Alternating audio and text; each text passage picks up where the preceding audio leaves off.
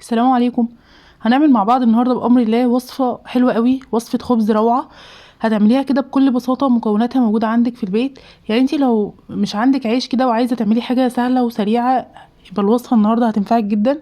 مكوناتها اسهل مما يمكن ان تتخيليه، تحفة جدا وبيطلع نتيجته اكتر من روعة. اتمنى بجد ان انتوا تجربوا الوصفة بطريقتي النهارده، لانها بجد تستاهل ان انتوا تجربوها. يلا كده نسمي الله ونشوف هنعمل مع بعض النهارده الوصفة ازاي. يلا كده نسمي الله. اول حاجه عندي هنا في بوله عميقه كده، وهننزل بحوالي تلت كوبايه من الميه الدافيه. ونراعي الميه تكون دافيه، ما تكونش سخنه قوي وما تكونش ساقعه قوي. هننزل عليها بمعلقه كبيره من الخميره الفوريه، معلقتين كبار كده من السكر. وهنا انا بختبر الخميره. هنقلبهم بقى كويس جدا كده مع بعض، وهنسيب كده الخميره تتفاعل وتنشط. والخطوه دي مهمه جدا بقى عشان نتاكد من جوده الخميره. وعندي هنا كوبايه من اللبن الرايب.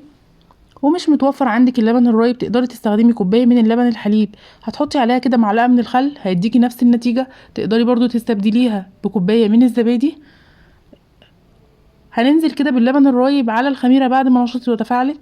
وحوالي كده تلت كوبايه من السمنه. تقدري تستبدليها بزبده، تقدري تستبدليها بزيت. اي ماده دهنيه متوفره عندك ان شاء الله هتنفع. وهنخلط بقى المكونات كويس جدا كده مع بعض. والدقيق انا هنا استخدمت دقيق متعدد الاغراض، يعني اي نوع دقيق عندك تقدري تستخدميه. طبعا نخلته كويس جدا قبل ما اشتغل في الوصفه، لانه بيفرق جدا في الشغل. نزلت كده بثلاث كوبايات من الدقيق، والكوبايه الرابعه هنزل بنص الكوبايه بس، وهنسيب نص الكوبايه كده على جنب. على حسب طبعا نوع الدقيق اللي انت بتستخدميه، هتشوفي هيحتاج سوائل قد ايه. ونص معلقه صغيره كده من الملح. وبقلب كده الدقيق بالسوائل. انا بشرب كده الدقيق بالسوائل الاول بالمعلقه، وبعدين بشيل بقى المعلقه كده وبشتغل بايدي. واعجني بقى العجينه كويس جدا. وطبعا انتي بتشوفي العجينه في ايديكي محتاجه شويه دقيق او مش محتاجه. ما شاء الله الوصفه مظبوطه جدا. انا هنا استخدمت 3 كوبايات بس ونص من الدقيق،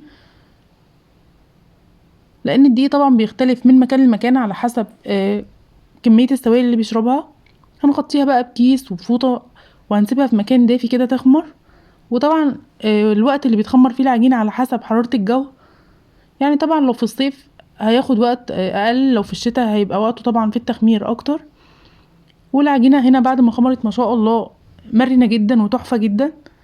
هننزل بيها كده بقى على الرخامه اللي بتشتغلي عليها، وهتقسميها 3 اجزاء. وراعي على قد ما تقدري يكون قطع العجين كلها حجم واحد او مقاس واحد، علشان كده يبقى شكل العيش في الاخر متناسق ويبقى كله حجم واحد. هتقطعيها بقى كده لكور متساويه، وهتغطيها بكيس وهتسيبيها ترتاح شويه. يعني حوالي كده 10 دقايق عشان تتفرد معاكي بسهوله. ورشه كده بسيطه من الدقيق. وهتفردي بقى العجين. وانت بتفردي العجين كده تراعي ان انت تفردي من جوه لبره. طبعا العجينه كل ما كانت مخدومه كويس او معجونه كويس هتتفرد معاكي بكل سهوله.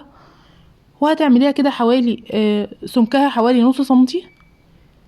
يعني ما تتخنيهاش عن كده وما ترفعيهاش عن كده. وهنا انا فردت بقى التلات كور كده او التلات قطع من العجين. هنغطيها بقى وهنسيبها تخمر تاني حوالي 10 دقايق في مكان دافي. تقدري على فكرة تعمليها كده وما تحطيش على وشها اي حاجة. وتقدري طبعا تحطي بقى لو عندك كزبرة، عندك شبت، اي حاجة متوفرة عندك او اي طعم انت تحبي بيه طعم العيش بتاعك. انا هنا استخدمت شوية كده من الكزبرة الخضراء، فرمتهم كويس جدا في الكبة. وهننزل عليهم بقى بمعلقة كبيرة كده من الزبدة، وهنخلطهم كويس جدا. انا عايزة اقول لكم بقى ان الكزبرة مع الزبدة بيدوها طعم حلو جدا، وبينقلوا الوصفة في مكان تاني خالص. تقدري تستبدلي الكزبرة بشبت. وتقدري طبعا لو بتحبي التوم هتضيفي عليها فصين كده توم، هتفرموهم كويس جدا وهتستخدميهم معاه. وهتدهني وش المعجنات بتاعتك او العيش بتاعك، هتدهنيه كده بحليب. وهتوزعي بقى الخلطة اللي عملناها مع بعض التحفة اللي بتدي الوصفة طعم وريحة حلوة جدا. وهنا انا سبت واحدة كده سادة دهنتها يدوب كده بالحليب، وحطيت عليها شوية من السمسم. وهتسويها بقى كده في فرن يكون طبعا سخن مسبقا. وهتدخليها وهتشغلي الفرن والشوايه مع بعض. اول ما بتاخد اللون القمر كده يبقى العيش بتاعنا استوى وتمام. اتمنى بجد ان انتوا تجربوها، وما تنسوش بقى تضغطولي لايك. واتمنى ان انا اشوفكم في وصفات تانية كتيره، وتكتبوا لي رايكم في الكومنتات. ويا رب الوصفه تكون عجبتكم. جربوها بقى واكتبوا لي رايكم في الكومنتات. والسلام عليكم ورحمه الله وبركاته.